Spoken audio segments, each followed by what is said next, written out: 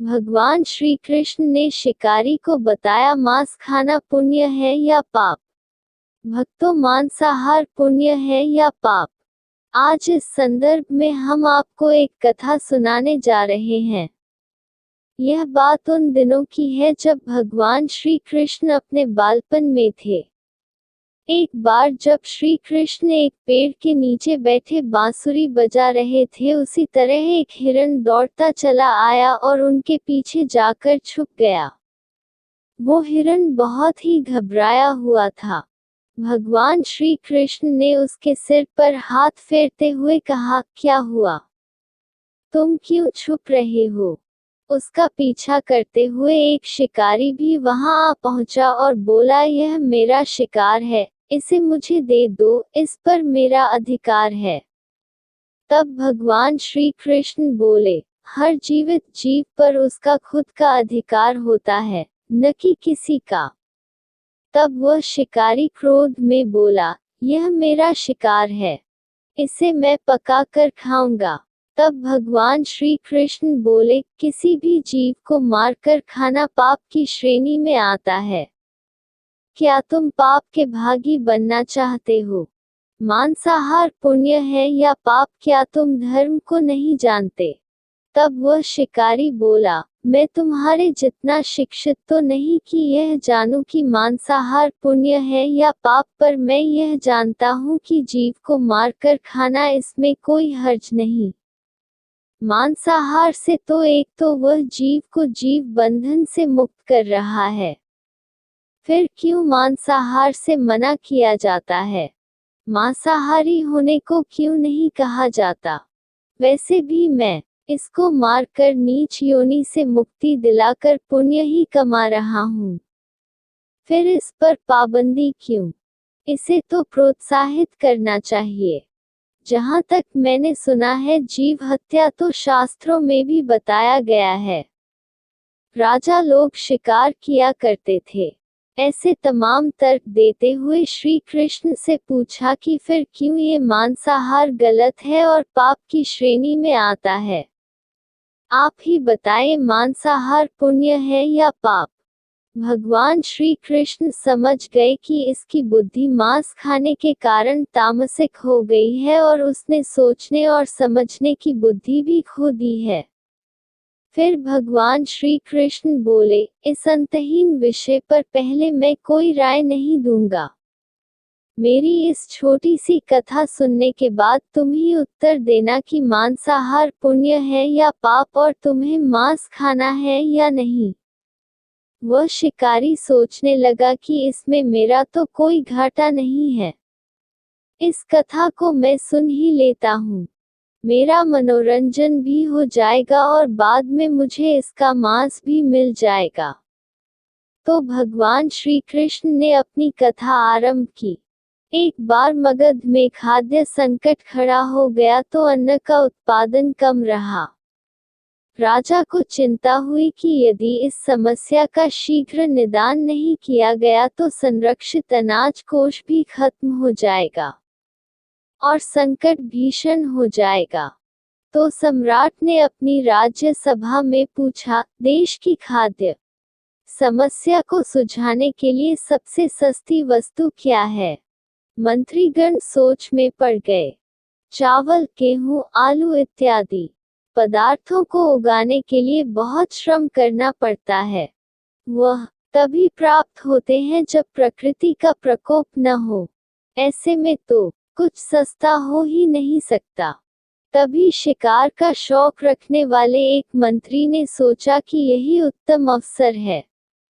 क्यों न अंधाधुंध शिकार के लिए राजा की अनुमति ले ली जाए।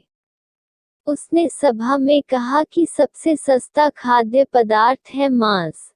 इसके लिए धन का खर्च भी नहीं है और पौष्टिक खाना भी मिलता है। सभी सामंतों ने इस बात का समर्थन कर दिया, लेकिन मगध के प्रधानमंत्री अभी भी चुप थे। सम्राट ने पूछा, प्रधानमंत्री आप चुप क्यों हैं? आपने कोई अनुमोदन नहीं किया, आपका क्या मत है? प्रधानमंत्री ने कहा, मैं यह नहीं मानता कि यह कथन सही है कि मांस सबसे सस्ता पदार्थ है। फिर भी इस विषय पर मैं अपने विचार आपके सामने कल रखूंगा। प्रधानमंत्री उसी रात मांसाहार का प्रस्ताव रखने वाले सामंत के घर पहुंचे। सामंत ने इतनी देर रात प्रधानमंत्री को अपने घर आया देखा तो वह घबरा गया। किसी अनिष्ट की आशंका से वह कांप गया। प्रधानमंत्री ने कहा, संध्या को महाराज बीमार हो गए। उनकी हालत बहुत ही खराब है। राजवैद्य ने कहा है कि किसी शक्तिशाली देह का 2 तोला मांस मिल जाए तो राजा के प्राण बचाए जा सकते हैं। आप महाराज के सबसे विश्वास पात्र हैं, इसीलिए आपसे योग्य कौन होगा। इसके लिए आप जो भी मूल्य लेना चाहें ले सकते हैं। आप कहें तो इस काम के लिए मैं आपको 1,00,000 स्वर्ण मुद्राएं भी दे सकता हूँ। एक बड़ी जागीर भी आप मांग सकते हैं। बस आप अपनी इच्छा कहें, मैं कटार से आपके हृदय को चीर कर बस 2 तोला मांस निकाल लूंगा। यह सुनकर सामंत के चेहरे का रंग फीका पड़ गया। वह सोचने लगा, जब जीवन ही नहीं रहेगा तो 1,00,000 स्वर्ण मुद्राओं से मैं क्या करूंगा और बड़ी जागीर भी किस काम आएगी। वह झटपट अंदर भागा और अपनी तिजोरी से 1,00,000 स्वर्ण मुद्राएं लेकर आया।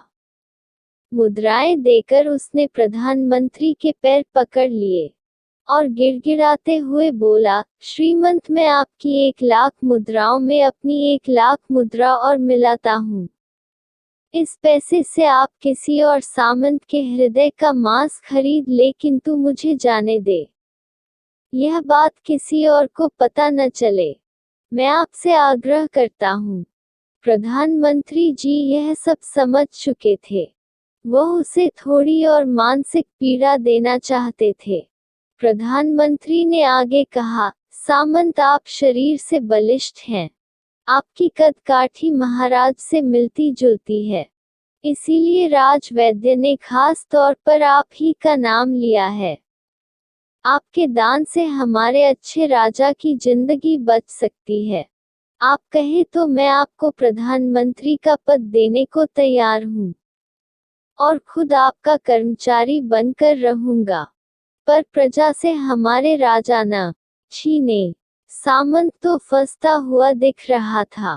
उसने शरीर पर अंग वस्त्र रखकर अपने जूते भी पहन लिए।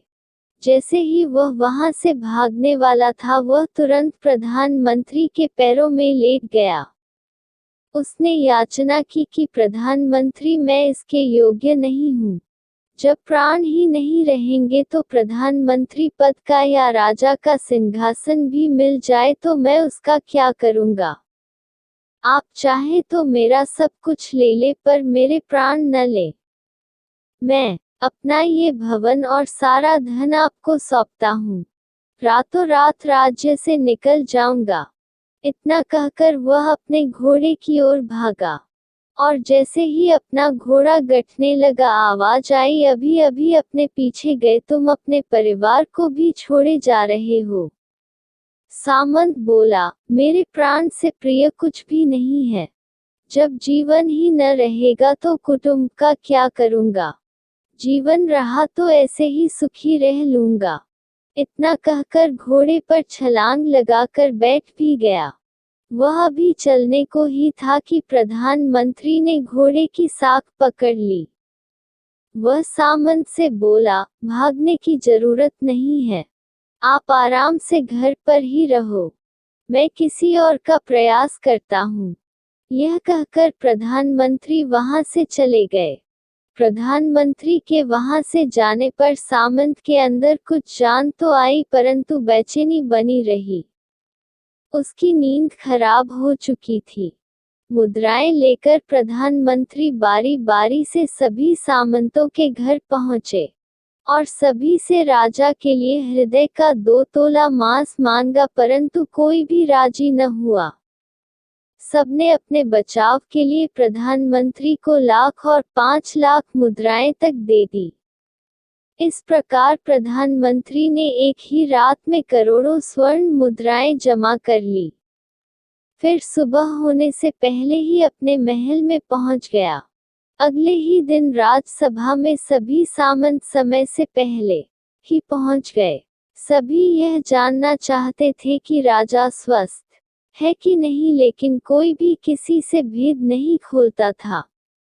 सबको राजवैद्य की तलाश थी, उनसे ही उन्हें कुछ सूचना मिल सकती थी। प्रधानमंत्री ने सैनिकों को आज्ञा दे रखी थी कि जब तक महाराज राज्यसभा में न आए किसी भी सामंत को भी महल से बाहर जाने की आज्ञा नहीं है। राजा सभा में अपनी चिर परिचित गति में आए और अपने सिंहासन पर आकर बैठे। सभी सामंतों ने देखा कहीं से भी राजा उन्हें अस्वस्थ नहीं लगे। उन्हें तो कुछ हुआ ही न था। प्रधानमंत्री ने उनसे झूठ बोला। हर सामंत के मन में यही विचार चल रहा था, पर कोई भी किसी और को कुछ भी न बोल रहा था। तभी प्रधानमंत्री ने राजा के समक्ष 1 करोड़ स्वर्ण मुद्राएं रख दी। राजा ने पूछा, ये स्वर्ण मुद्राएं किसके लिए है और कहां से आई?